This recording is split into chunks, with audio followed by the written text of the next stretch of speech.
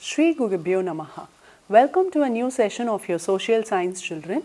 Today's session we are going to see an interesting lesson in geography where we are going to know about the climate of India, right? So, first we should understand what is weather. Okay? Weather is a daily change in the condition of atmosphere. So, every day, say for example, morning 10 o'clock it is very hot and all of a sudden by 1 o'clock it starts raining, and by night 9 or 10 o'clock it is very cold.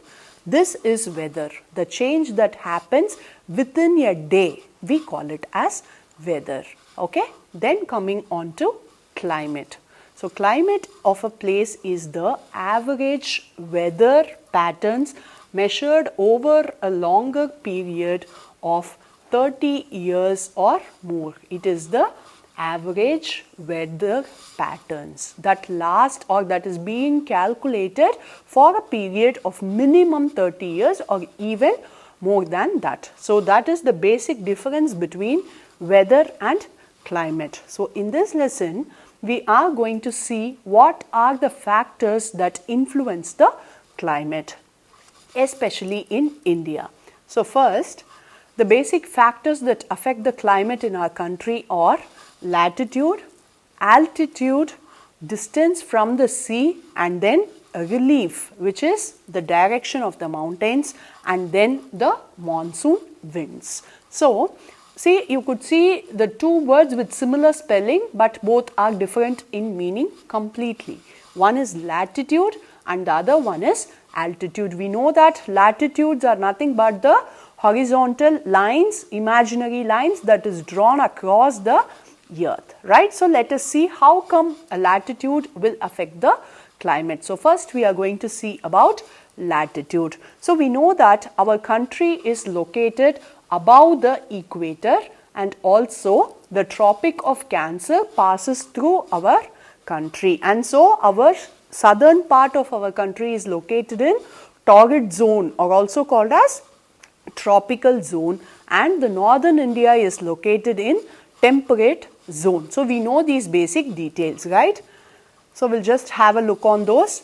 The Tropic of Cancer passes through the center of our country, and so India falls under two heat zones. So, the northern half is the part of temperate zone and the southern half is a part of torrid or tropical zone. So, what happens? The place that falls in the tropical zone or the torrid zone, they receive direct hot sun. Okay. So, the places like Thiruvananthapuram in the south stays warm throughout the year, the entire year. The places which are in southern part of India, they are always warm, and the places like Chandigarh in the north experience hot summers and cold winters. Being in the temperate zone, okay, the summer is very hot and the winter is very cold. So, that is how the northern parts of our country experience the climate. So, this is how the latitude plays a very important role in climate. Now, coming on to altitude. Altitude is nothing but the height. You could see the arrow mark here. It is all about the height. So, how come the height will decide the climate of a place? When we are in the normal plain surface, the temperature is more.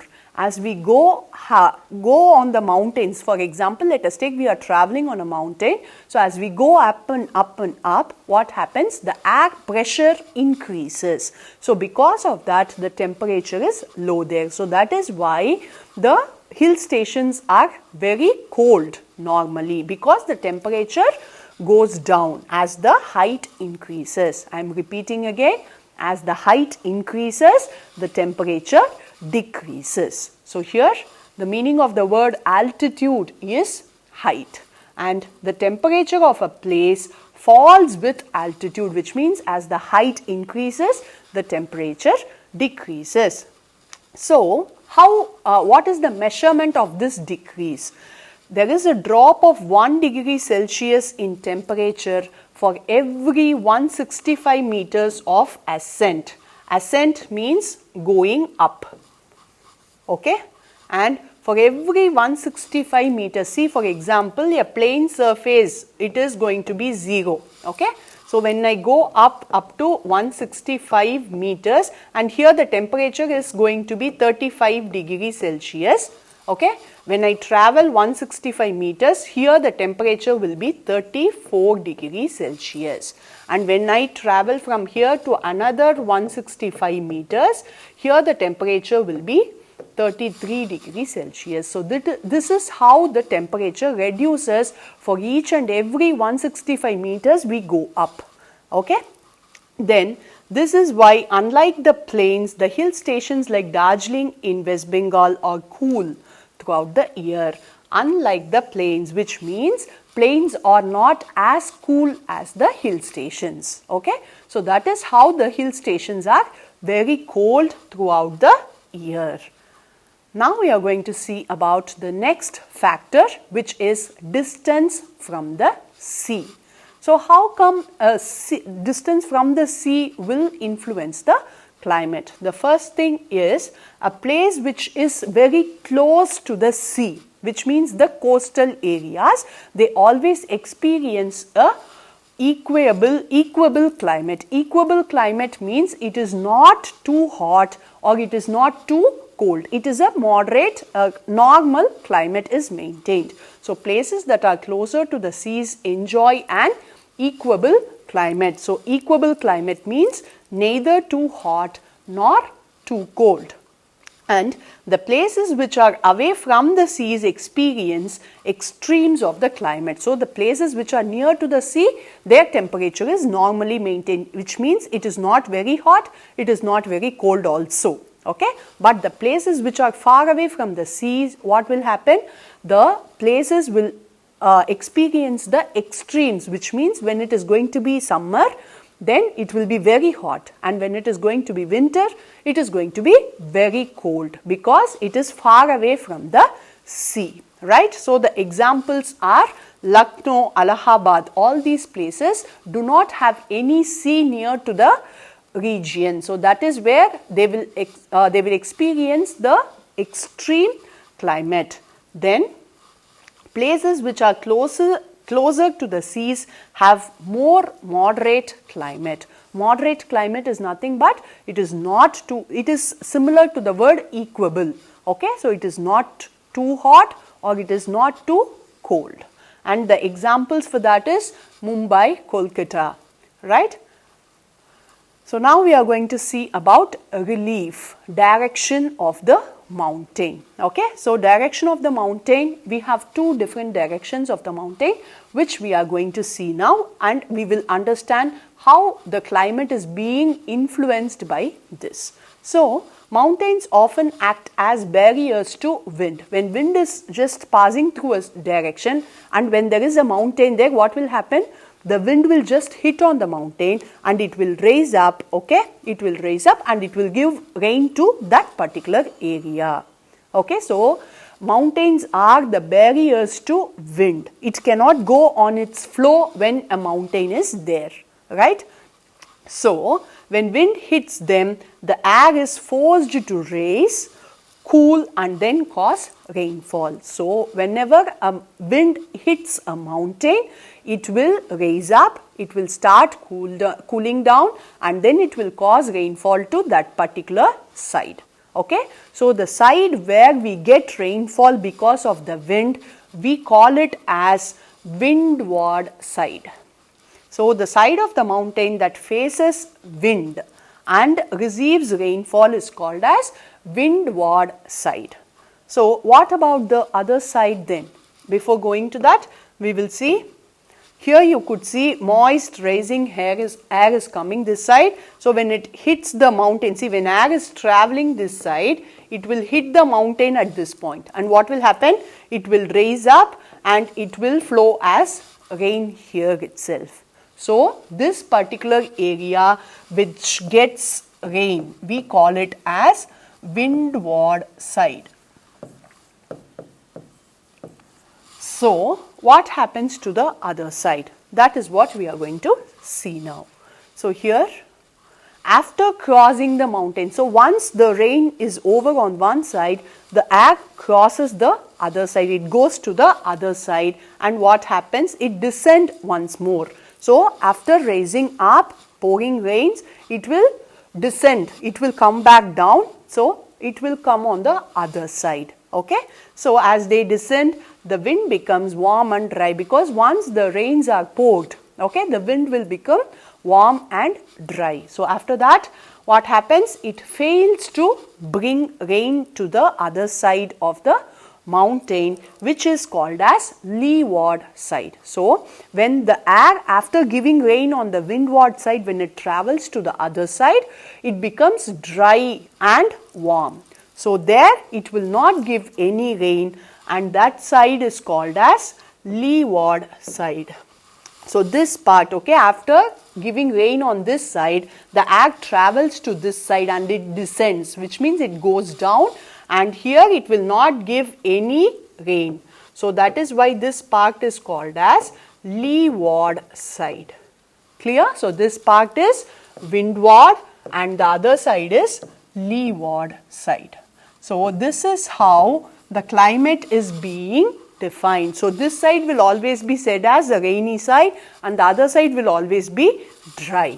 Okay. So now moving on to the same topic, the region that receives no rain, that is the leeward side, is also called as rain shadow region, because it does not get rain. It is called as rain shadow region. So the leeward side is also called as rain shadow region. So this is why Mumbai, lying on the windward side of the Western Ghats, receive heavy rainfall.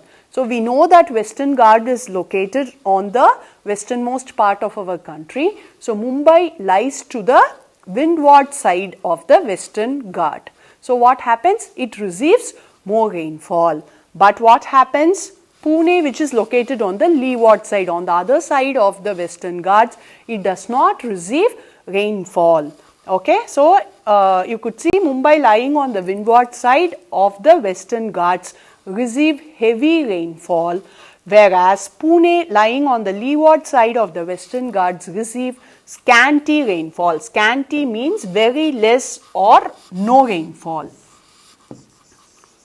Very less rainfall or no rainfall. That is what we call it as scanty. The Himalayas too act as barrier to the monsoon wind. So we have Himalayan mountains in the northern part of our country, and they act as barrier to the monsoon winds. Okay. So, and it ensures that the Gangetic plain, which lies in the windward side, gets rain, while Ladakh, which lies in the leeward side, gets practically no rain. So as we know, Himalayas, to the northern part of Himalayas, we have this Ladakh range, which we have seen in our physical features lesson. So what happens? When the monsoon hits Himalayas, the Gangetic plain, which is to the southern part of Himalayas, they get rain. So the Gangetic plains are flourishing. What happens? After the wind finishes the rain here, when it goes to the other side, that is the leeward side where Ladakh is located, the place do not get any rain. That is all about the mountains or the relief feature. Now we are going to see about the monsoon in India. So the monsoon winds, how does it have impact in the climate? So every year in June, the monsoon winds arrive, bringing 3 months of rain to the Indian subcontinent. So every year in June month, our monsoon winds start, and that gives us rain for 3 months up to September. And the effect of monsoon on India is so great that the climate of India is described as tropical monsoon type. So what is the climate of our India? It is tropical monsoon type. So that is because of the great impact of this monsoon wind. It brings us more rain, and that is why our country's climate is said to be tropical monsoon. With that, we are going to just see about the seasons of India. So we know that there are 4 seasons. Yes. So every part of the country experience different types of climate, yes, but in common we have 4 seasons in our country. So the first one is hot weather season, which is also called as summer. It starts from March and it ends in May. Then comes the rainy season or the monsoon season. It starts from June and it goes up to September. And after that, the retreating monsoon season or the autumn season, which starts from October and it goes up to November. This lasts for 2 months.